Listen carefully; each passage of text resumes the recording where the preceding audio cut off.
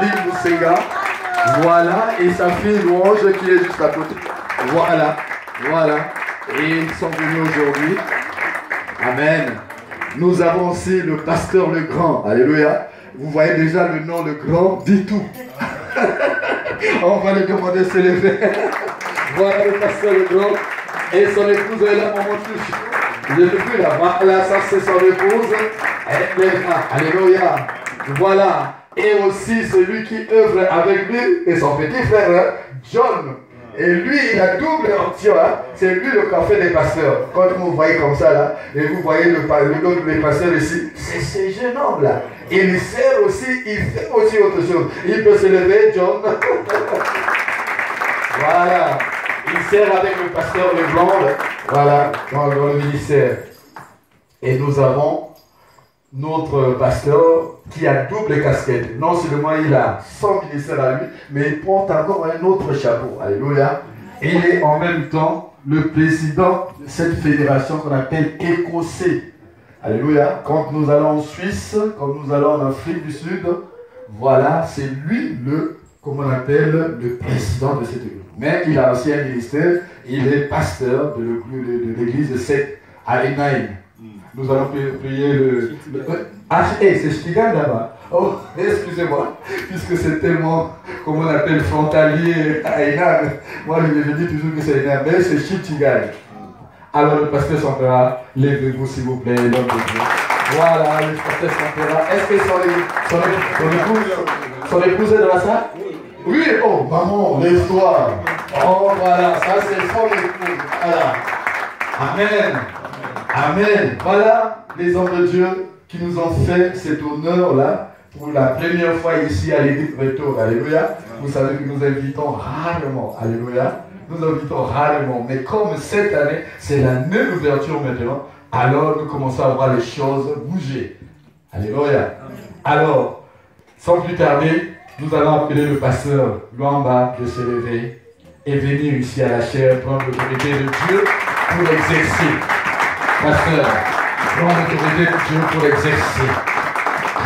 Amen. Gloire au Seigneur. Je disais gloire au Seigneur. Amen. Heavenly Father, I come to you this afternoon in the mighty name of our Lord Jesus Christ, and I say thank you. Amen. By your grace, we can stand here, Father God, and speak on your behalf. Amen. Here I am, Father God, use me. Hallelujah. Fill me with your Holy Spirit tonight. Amen. And speak through me and bless your people through me in the mighty name of Jesus Christ. Hallelujah. Anoint my lips and my vocal cords. Anoint your word in just mighty name. Hallelujah. Let me decrease and the Spirit of God increase in me in just mighty name. As it is written, whatever I bind on earth will be bound in heaven. Demons, I bind you in the name of Jesus. Satan, I bind you in the name of Jesus. We proclaim the kingship of our Lord Jesus Christ in our midst tonight. In the name of Jesus Christ, I so pray. Amen. Amen. Que Dieu vous bénisse.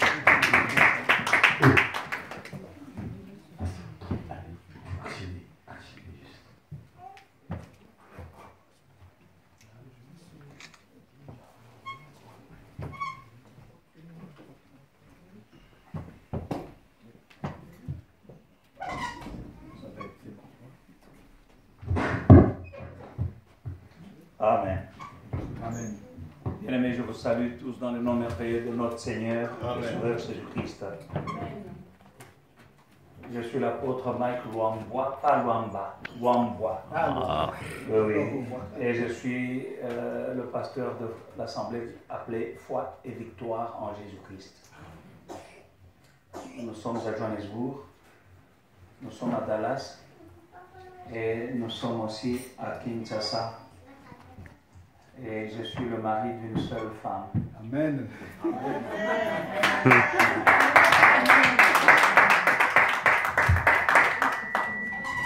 Et je suis le vice-président d'une association de serviteurs de Dieu francophones en Afrique du Sud. L'équivalent de leur écossais. Alors je remercie l'homme de Dieu. Comme il a dit, nous nous sommes rencontrés en Afrique du Sud avec eux et le Seigneur nous a connectés parce que notre Dieu est un Dieu de connexion. Amen. Le royaume de Dieu, on a besoin les uns des autres pour l'avancement de l'œuvre de Dieu. Les grâces sont différentes, mais nous sommes là pour nous communiquer ces grâces. Ce que lui a, moi je ne l'ai pas. Ce que moi j'ai, lui n'a pas. Que Dieu vous bénisse, pasteur Moïse, pour cette opportunité que vous m'accordez de prêcher à ce peuple sur lequel le Seigneur vous a établi. Peuple de Dieu, que Dieu vous bénisse. Amen. Vos frères et sœurs qui sont en Afrique du Sud m'avaient commissionné et dit, papa, partout où tu vas, quand on te reçoit, saluez-les de notre part. Amen. Donc, je vous salue de la part de vos frères et sœurs en Afrique du Sud. Amen. Bien-aimés dans le Seigneur, la parole que le Seigneur me met à cœur, partager avec vous cet après-midi, je parle sur l'importance de la vision. La vision a une grande importance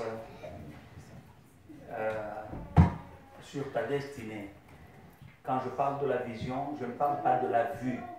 La vision, la vue, c'est une fonction des yeux naturels, mais la vision, c'est une fonction du cœur.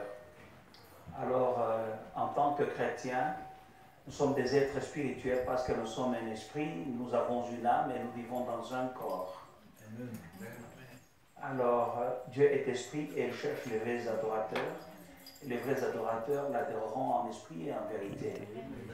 Voilà pourquoi le chrétien le plus malheureux, c'est le chrétien qui dépend seulement des yeux ici, naturels, et il ne sait pas déclencher les yeux spirituels, les yeux du cœur. C'est ça la vision. Amen. Amen.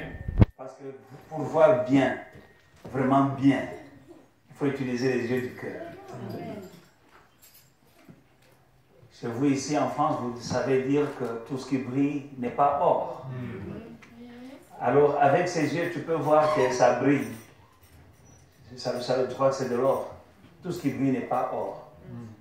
C'est ainsi que nous voyons mieux avec les yeux du cœur que Dieu nous a donné. Parce que nous avons aussi des oreilles spirituelles. Par exemple, quand Jésus dit « Mes brebis connaissent ma voix, ils l'entendent et ils me suivent, ils ne suivront pas un étranger. » Comment est-ce qu'on entend cette voix-là de Jésus?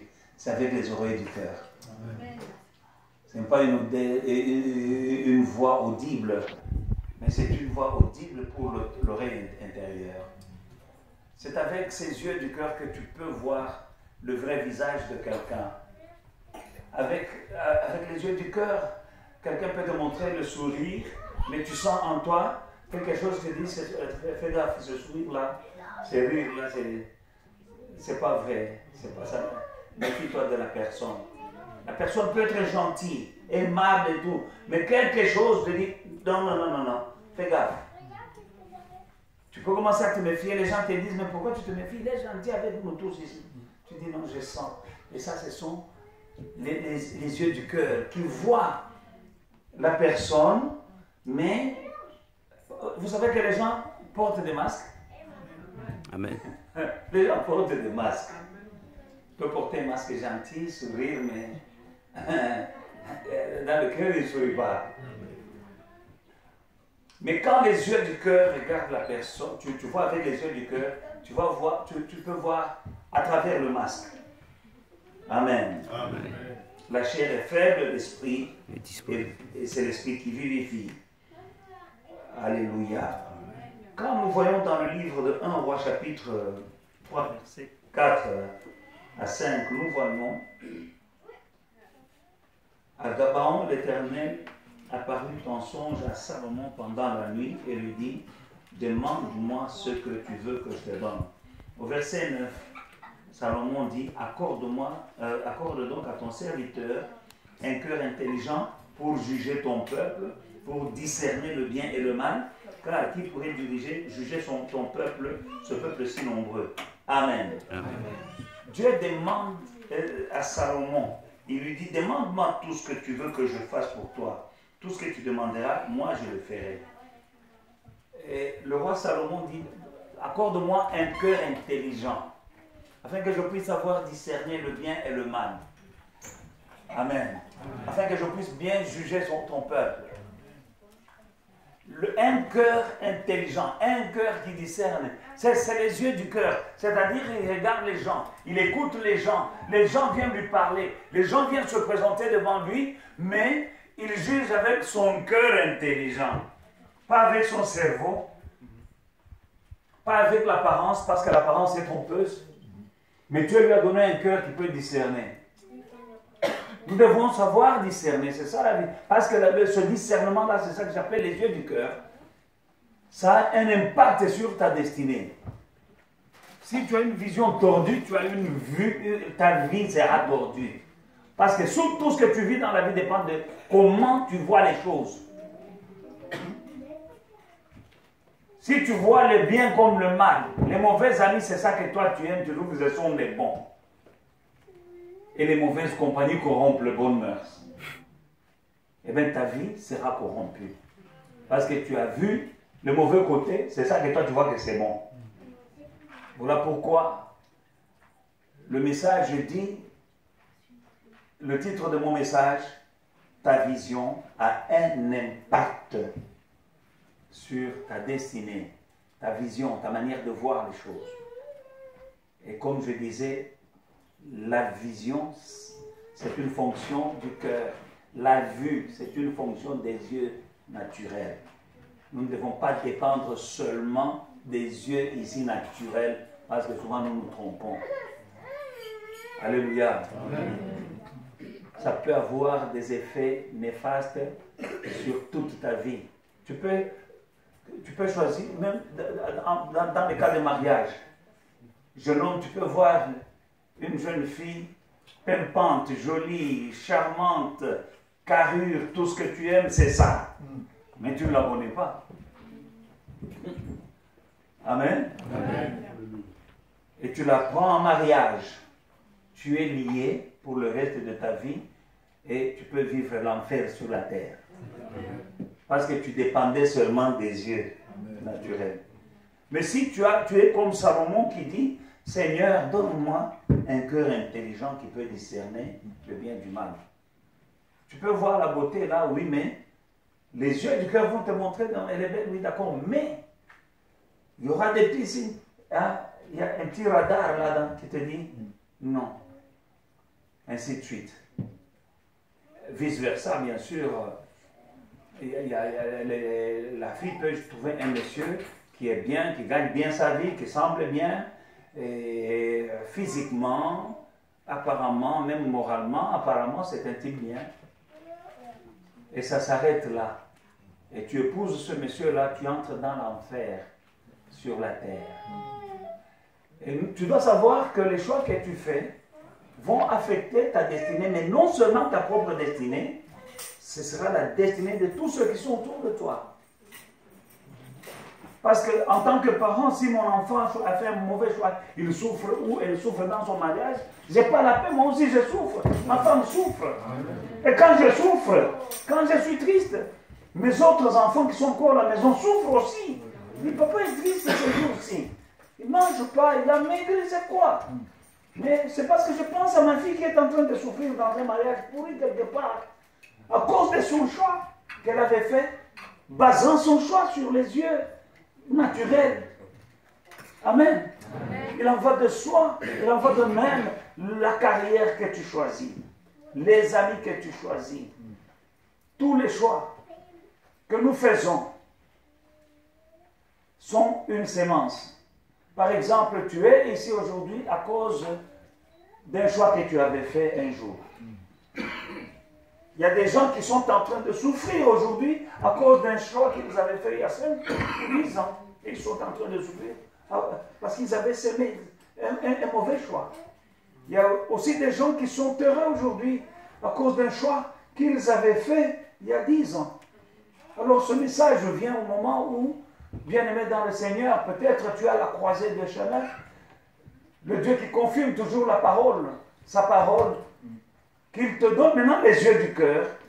Toi qui es à la croisée des chemins, il envoie sa parole et les guérit. Que cette parole t'ouvre les yeux, que tu fasses les bons choix. Non seulement pour la croisée des chemins, mais pour le reste de ta vie, Tu feras d'autres choix à partir de maintenant basés sur la vision qui vient de Dieu, basée sur les yeux du cœur. Et ces choix-là, tu en récolteras les fruits dans l'avenir. Amen. Amen. Dans le livre de 1 Roi, chapitre 3, 1 Roi, chapitre 3, et nous lirons le verset...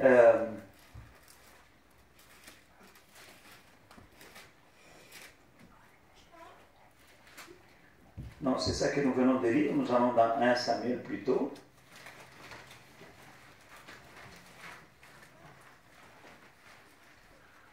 Alléluia.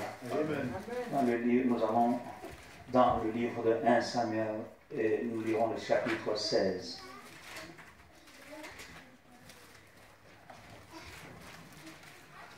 Chapitre 16. À partir du verset 1. L'Éternel dit à Samuel, « Quand cesseras-tu de pleurer sur Saül? Je l'ai rejeté, afin qu'il ne règne plus sur Israël. Remplis ta corne d'huile, et va, je t'enverrai chez Isaïe, le Bethléemite, car j'ai vu parmi ses fils celui que je désire pour roi. » Samuel dit, « Comment irai-je?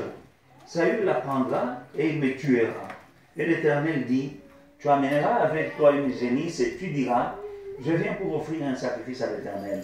Tu inviteras Isaïe au sacrifice. Je te ferai connaître ce que tu dois faire et tu indrois pour moi celui que je te dirai. Samuel fit ce que l'Éternel lui avait dit.